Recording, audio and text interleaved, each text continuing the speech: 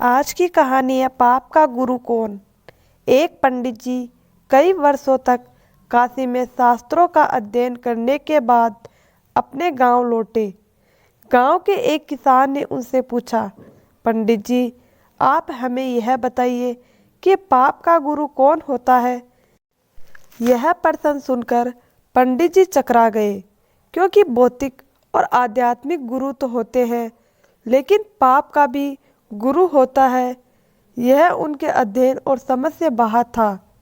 पंडित जी को लगा कि अभी भी उनका अध्ययन अधूरा है, इसीलिए वह फिर से काशी लौटे।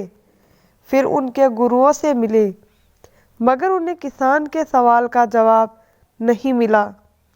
अचानक एक दिन उनकी मुलाकात एक वेश्या से हो गई।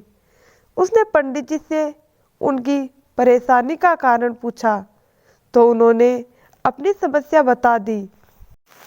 वेश्या बोली, पंडित जी, इसका उत्तर तो बहुत ही आसान है, लेकिन इसके लिए आपको कुछ दिन मेरे पड़ोस में रहना पड़ेगा। पंडित जी के हाँ कहने पर ही उसने पास ही उनके रहने की अलग व्यवस्था कर दी। पंडित जी किसी के हाथ का बना खाना नहीं खाते थे। नियम और आचार और धर्म के कट्टर अनुयायी थे, इसीलिए अपने हाथ से खाना बनाते और खाते थे। इस प्रकार कुछ दिन बड़े आराम से बीते, लेकिन सवाल का जवाब अभी तक नहीं मिला। एक दिन वेश्या बोली, पंडित जी, आपको बहुत तकलीफ होती है खाना बनाने में।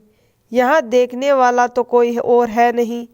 आप कहे तो मैं नहा धोकर आपके लिए भोजन तैयार कर दिया करूं। आप मुझे यह सेवा का मौका दे तो मैं गुरु दक्षिणा में 5 स्वर्ण मुद्राएं प्रतिदिन दूंगी। स्वर्ण मुद्रा का नाम सुनकर पंडित जी को लालच आ गया। साथ में पका पकाया भोजन, अर्थात दोनों हाथों में लड्डू। इस लोभ में पंडित जी अपना नियम, व्रत, आचार्य, विचार, धर्म सब कुछ भूल गए। पंडित जी ने हामी भर दी और वेश्या से बोले, ठीक है, तुम्हारी जैसी इच्छा, लेकिन इस बात का विशेष ध्यान रखना कि कोई देखे नहीं तुम्हें मेरी कोठी में आते जाते हुए।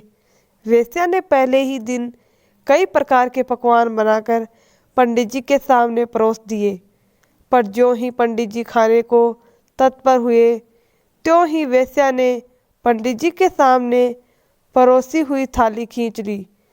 इस पर पंडित जी क्रोध हुए और बोले, यह क्या मजाक है।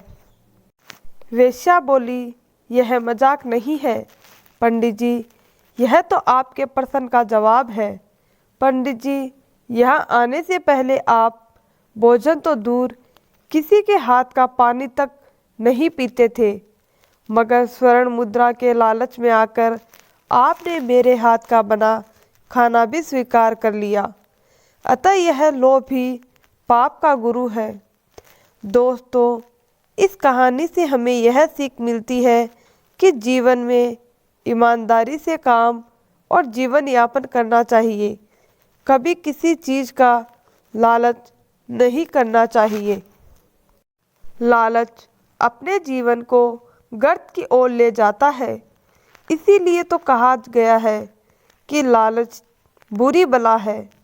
स्वाभिमान के साथ जिए और मस्त रहे। दोस्तों, आपको हमारी ये छोटी सी कहानी कैसी लगी? अगर कहानी अच्छी लगी तो चैनल को सब्सक्राइब करें और वीडियो को लाइक करें। धन्यवाद दोस्तों।